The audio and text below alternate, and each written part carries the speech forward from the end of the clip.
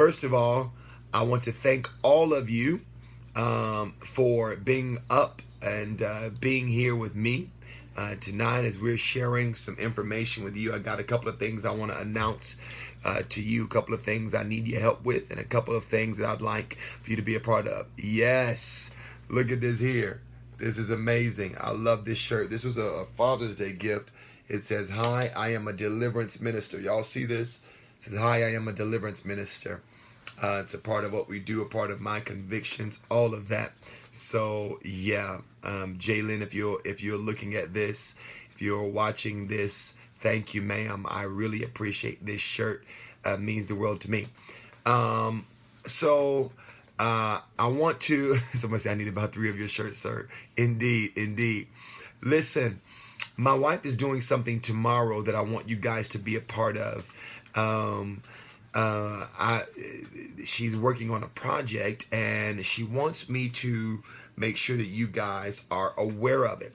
And the project is called Successology. How many of you understand the power of having the right view of success?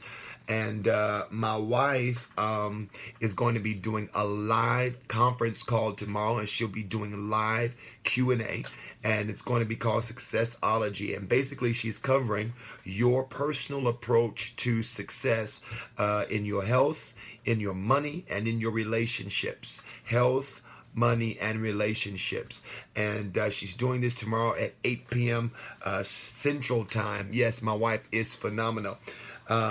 She's really the brains behind the operation, and she's full of wisdom, full of insight, full of the counsel of the Lord. I love my wife, and I really believe that her being how and who she is enables me to be how and who I am. And so she's a very unique ministry gift. If you have never been able to experience her, I want you to do that. You're going to be blessed phenomenally. Again, so that's tomorrow, Monday night, at 8 p.m. Central Standard Time. And if you want to be a part of that free conference call with live Q&A and that success school, then what I want you to do is go to healthyandbetter.com. healthyandbetter.com. Okay. And when you go to healthyandbetter.com, you're going to have the opportunity to subscribe, and they're going to give you the information on how to be a part of tomorrow's live conference call. So do that. She's stepping out and spending time mentoring people. And I want you guys to experience that because it would really help you become a balanced person, a disciplined person, a focused person, and a committed person. Those are all principles that uphold all of your productivity in everything you do, whether it's business, whether it's ministry, whether it's relationships. So you need to be a part of that. One of the things that I know is that one of the disparities between people and their potential is their disciplines. One of the disparities and the distance often between people and their potential is their disciplines. So one of the ways that you start to train and prepare your discipline is you become accountable to information that helps you to assess where you are versus where you need to be. And you start to surround yourself with next level wisdom that helps you to apply what you know. So again, it's free. It's tomorrow. It's at 8 p.m. and it's going to be phenomenal. All right. So that's my baby mama. Go ahead, be with her, listen and learn, and it's going to change your world. Thank you so much in advance. We're believing for thousands of people to be on that line as she spends a couple of hours mentoring and speaking into you and letting you know some of the things she's got coming up. So again, that's healthyandbetter.com. Thank you again for those of you that have shared this. Today was a very significant day for me. And it was a very significant day if you are a church planter, if you are an overseer, and you watched any of the periscopes today from our services, you should have been blessed as we shared all of the journey and all of the story concerning All Nations Worship Assembly, the church that we pioneered 12 years ago. And it was a powerful, powerful Sunday. This was our last Sunday in our current building. Worship was amazing. I sang a little bit with my worship team, which is something something I don't do very often, but it was tremendous, and it was really, really, really powerful. So you can go back and you can watch that. No, I'm not a singer, guys. I just kind of, put my little 2 cents in and went back. All Nations Worship Assembly has iconic mic toss. So this is really, really, really, really, really awesome. So, but service was amazing. So we had 8:30 and 11:30 service, and it was amazing. I didn't tell my congregation what I was going to be doing. So what I did was I actually invited all of the people that was with me from year one. Okay, hold on, y'all. Periscope is forbidding me from my blocking rights, because whoever this is promoting their odd thing, Periscope is not letting me block. So I'm gonna catch you in a minute. Anywho, I invited my first year members and charter members to co-preach with me. And it was amazing. And I had some of my charter members here out of Arizona. They were with me when we started our Bible studies, and then they moved away to Arizona. And but they came back and they preached with me today. Pastor Patrick Whitfield, I love you, bro. Your word or your support means the world to me. Come on, man. Jesus Christ. It'd be the weirdest people that I can't block. So, yeah, so it was about 12 of us on the stage, and we shared testimonies, triumphs. We shared victories. We shared how families were started. We shared how breakthroughs. We shared how we were impacted by the prophetic. We shared how All Nations had become more than just a local church, but more than a family.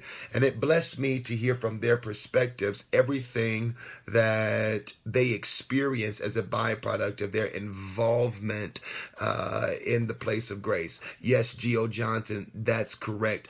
We also learned about my infamous red couch. I no longer have that, but it still exists, and we learned about that red couch and how deliverance took place there, how healing took place there. We learned how we were really people. We learned about how God was invested. We learned how we had seen destinies resuscitated.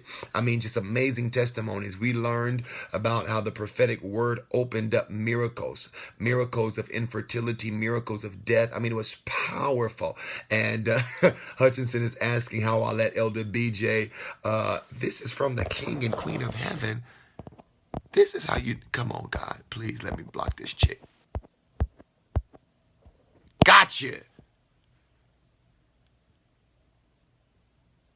Yes. Okay. Victory is mine. So, yeah. We learned a lot today. And you know what blessed me? The reason that I did that was because it was very important to release honor. I want to talk about this really quick. Yeah, I think that one of the most powerful warfare weapons on earth is honor. And when I brought my first generationers up there and my charter members up there, what we did was we honored the journey so that we could get access to the future.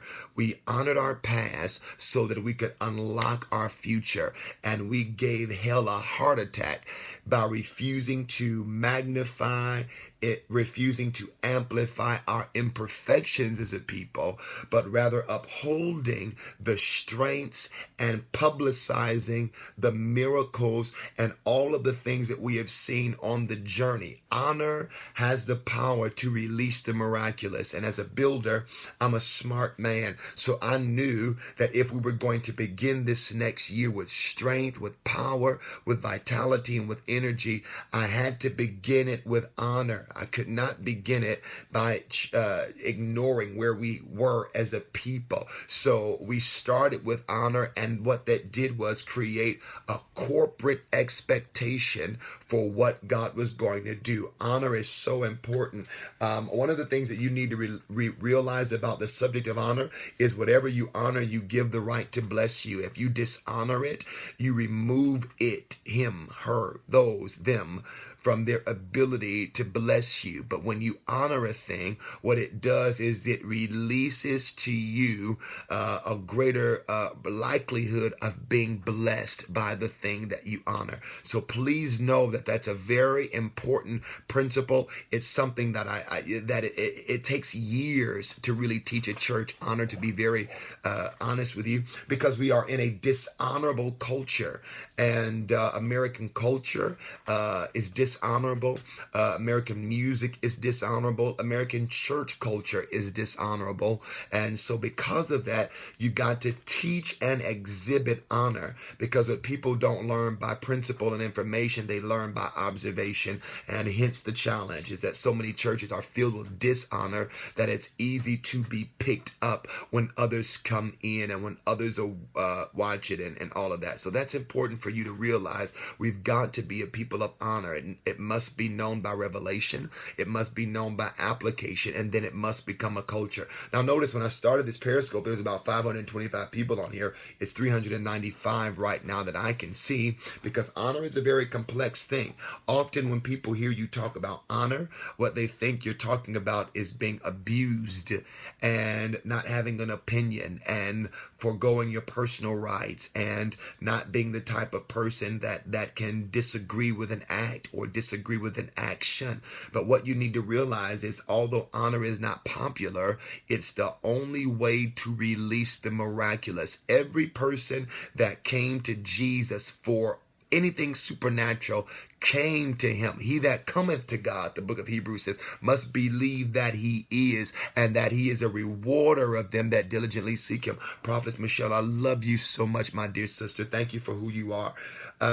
So there are rewards that come when you learn to honor a thing. And I think that as a people, we have become so scrutinizing and just so cynical and so skeptical and so personally affected by the flaws, the imperfections. And I'm not just talking about, or I'm not talking about those that are criminal and those that are demonized and those that are malicious. I'm talking about those of us that refuse to overlook an offense for the sake of honoring the good, the strength, the potential that a person, a church, a leader, a husband or a wife brings to the table. So I did what I did today as a strategy of honor.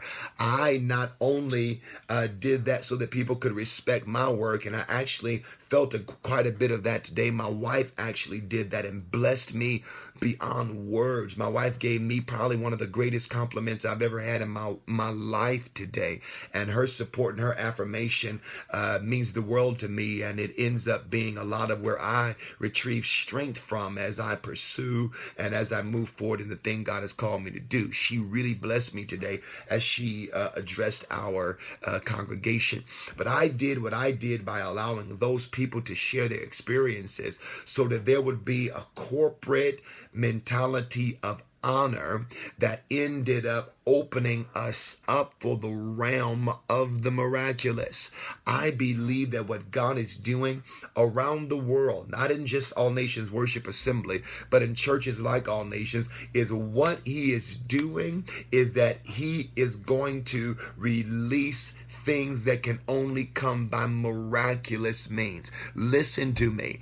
We are moving in and walking in and retrieving and gaining access to things that we should not gain access to if we use statistics and or likelihoods and or records to justify it. We are breaking records on every scale, and it's not because we're the most qualified, we're the best looking, that we've done the best job. It's because God, when he makes a decision to prosper, to progress a people, he's got to give a certain allocation manifestation of miracles to ensure that they do it. So what I believe is that God is trying to pour out a different release of miraculous power and miraculous wherewithal and miraculous ability and miraculous access to his people, to houses that have been faithful to heralding the things that he wants to release throughout the world. And I believe that one of the ways that we're going to see that done is by honor. Now, honor is not ignoring. Honor is overlooking or making the strength of a person or the strength of a movement or the strength of a group be foremost in your mind other than their imperfections. Now, we're not talking about wickedness, deception, sin, or abuse. I want you to get that. We are not talking about wickedness, deception, sin, or abuse. What we are talking about is imperfection, which all of them have. You know, church people are synonymous for leaving because of things they don't like, right? And so, it amazes me that Democratic American White House thing that has really come in the church, it amazes me how quickly unsettled we are about things that are preferential, things that don't make a difference, things that don't have any real weight or clout in the long scope of things. And so, I believe honor has the power to really cure a lot of the ailments of local churches and a lot of the ailments. I know, and I don't know why I'm going here. Maybe somebody watching me needs to hear this, but I know that there are a lot of leaders out there, and I'm not talking about managers in costumes. I'm talking about real heaven catalyzed leaders that have been sent to a season and sent to a city and sent to a time, that are out there dying because of dishonor. That's how dangerous dishonor is. Dishonor is making leaders around America bleed out because many of their visions, many of their burdens are at the mercy of either an incompetent team or a team of people that refuses to honor the grace of God and the word of God and the power of God on their lives. And so this is really, really, really, really, really, really, really important for you to realize, because honor will bring the best out of anybody assigned to you.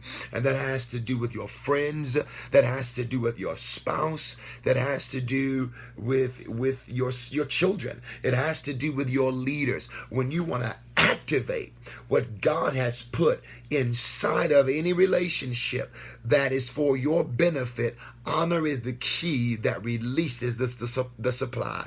If God has sent a leader to your life, if God has sent you to a relationship, if God has sent any person to you, then what God has done, if it's a godly relationship, is he has stocked those people with things, words, statements, perspectives, insights that you need for your life, right? But how do you retrieve and withdraw that from those relationships? Honor has the power to do it. In my marital relationship, I've learned that I get the most out of my wife by honoring who she is. Pay attention to this. If I honor who she is, I deserve the right to articulate what I need her to be. Some of you are expressing your needs to your spouses, your needs to your leaders, your needs to your churches. But a part of how you are failing is that you have an expectation for a thing to meet your need above and beyond your level of honor. So a relationship is only obligated to supply you to the extent that you honor it, not just consider it, not just regard it, but you've got to honor your wife and honor your husband. You know, some of the ways that African American husbands and spouses speak to each other, I mean, I don't tolerate it in my house, and my wife is probably watching this. She know I don't do that. But some of this flip-lipping, crazy talking, dysfunctional conversation and dysfunctional tone between husband and wife is partially why a lot of them don't prosper, and they don't go into their next realm of money. They don't go into their next realm of acquisition. They can't buy anything, because honor has natural and physical effects. When you honor something, you put it in a position to prosper. And some of the attitude and the crooks in the neck and the abuse and the discussing your husband with other women and the being loud and all of that stuff, it's really dishonor. And when you dishonor a thing, you open it up to death. So, there's a way to reverence a thing and not be offended and not stumbled on what you see and what you don't see. I am an overseer of churches. I have the Father heart of God inside of me, and I can tell you that I have personally ministered to a lot of leaders that are full of vision, that are full of zeal. But what happens is, after year after year after year after year after year of serving a people that have no respect, have no regard, have no insight on what rests on it, it discourages a leader. A good leader is very acquainted on what rests on their lives. So what happens is, when they take on the risk of leading a people, glory to God, they have been more acquainted with what rests on them than they are that people. So now a part of that struggle is getting that people to perceive and cooperate with what rests on his or her life. The challenge is, if you take legitimate vision and legitimate insight into a dishonorable culture, the validity of your vision is real. The validity of your call is real. But what happens is, it is stripped of effectiveness because of people don't know how to honor, pay attention, what they can't comprehend. And you must learn in your walk, in your life, in your pursuit, that there may be things that you don't understand. But if you refuse to stumble over who people are not, it will be easier for you to praise them because of who they are. Hear wisdom tonight at almost midnight. If you refuse to stumble over who people are not, it will make it much more easier for you to recognize who they are. Now, honor doesn't necessarily mean that people have to be assigned to you. Honor doesn't necessarily mean that you have to be obliged to walk with them. There are leaders that I honor that I would never submit to. You're not going to be my pastor, my overseer, my nothing. I honor you for what you brought to the kingdom and for who you are and for what you've done. But because I honor you and I recognize what's on you, does not oblige me to be attached to it. And some of you are afraid of honoring things because you think that it's giving you obligation and responsibility and commitment. No, I can honor you and dismiss myself from who you are. I can honor you and dismiss myself from your church and decide that it is no longer where I need to go. I can honor you for your contributions to my person, where I've been and what I've done. It is not dishonorable to detach yourself. It is dishonorable to detach yourself without explanation.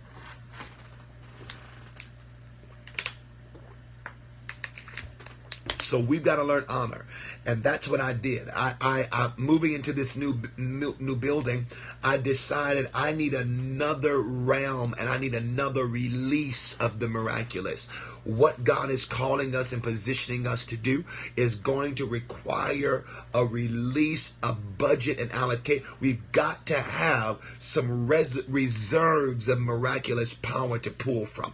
We've got to have it for the lives, for the buildings, for the numbers, for the schools, for the nations, for the cities, for the churches, for the universities, for the governments, for everything the Lord has postured us to do. I can't just approach it naively thinking that it's going to be done in our own strength. Not by might, nor by power, but by my spirit, save the Lord of hosts. And if it's going to be done by the Spirit, then it means it's going to be done supernaturally. So that means that it's miraculous. I know that in order to have a supernatural thing or things occur in the midst of a people, you've got to tell them, or you've got to teach them, and you must exhibit honor. So you need a revelation of honor, and there's a lot of great books on honor. Some of my favorite books on them was written by a man by the name of John Bevere. John Bevere has an amazing book out, and it's an old book, it's a classic, but John Bevere has a book called Honor's Reward, and he has another book called Undercover. I highly recommend Honor's Reward and Undercover. It will convict you about dishonor in your life. It will convict you about how easily you are convinced and persuaded into dishonor. Now again, you can dismiss yourself from something and still honor it. You know, my opinion, my political opinion, and I am going out there. I know this is an extremely politically charged season, but I'm going to say it just for an example. I did not agree with President Obama's or all of President Obama's political policies. I think he's done a great job as a president. I don't agree with all of his presidential decisions, but I'm not the president. He is. I reserve the right to my opinion, and then other than that, I pray, right? That said, I believe historically, President Obama has been the most dishonored president in all of America's history.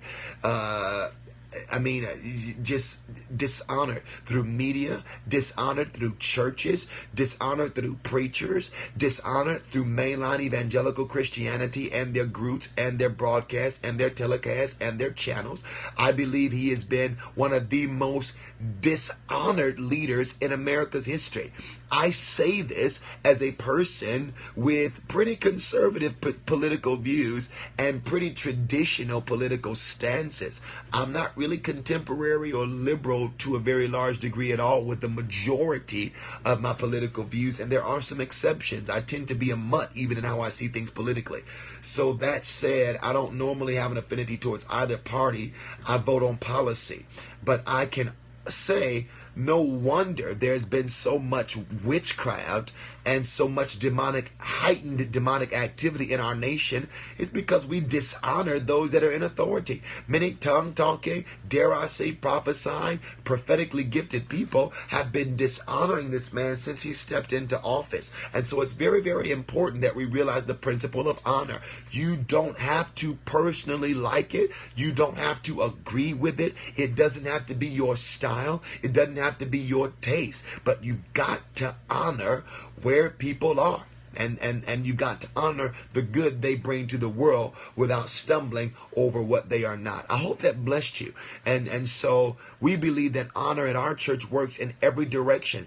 I'm not some collared up, yoked up, ringed up, scepter carrying pompous pulpiteer that demands honor for me and then speaks brutally, abusively, disrespectfully, and arrogantly and boastfully to the people that I serve. I don't walk around talking to my armor bearers like they're puny slaves. I don't walk around talking to the handmaidens and the servants of God in my house as if they owe me to serve me because I'm the bishop or I'm the apostle and all of that stuff. I don't walk around snapping my fingers at musicians or shutting them down because I want to hear the solo or any of that dishonorable stuff. I talk to people like they mean something. Do I rebuke? Yes, I'm anointed to do it. Do I correct? Yes, I'm anointed for it, but I don't move in dishonor. I honor my elders. I honor my sons. I honor my members at my church. I honor my employees.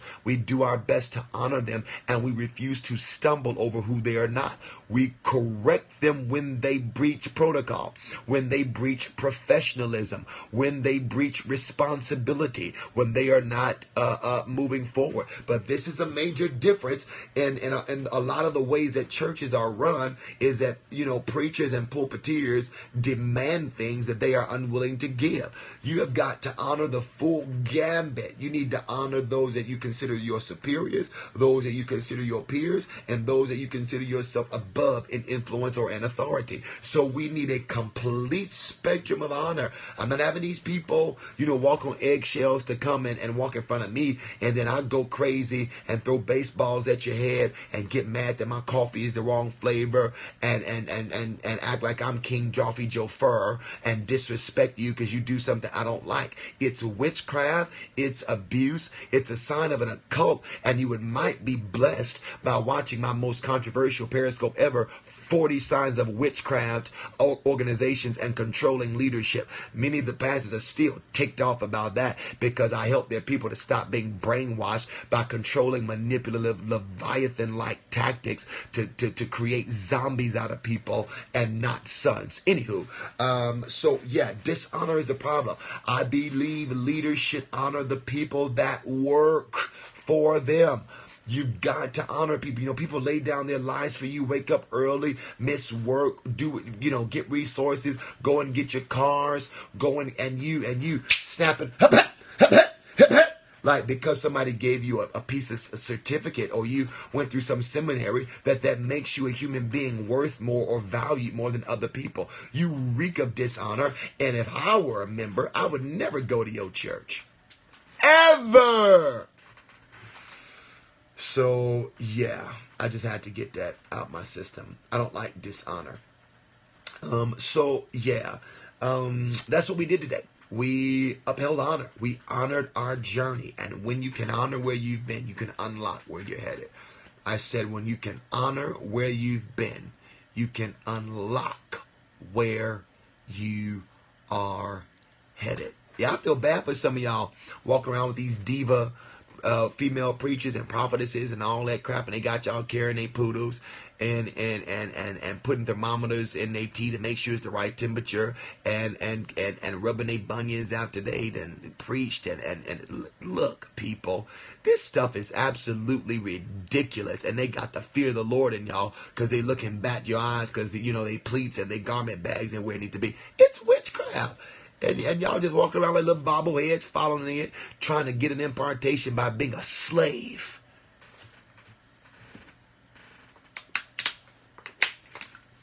So yeah.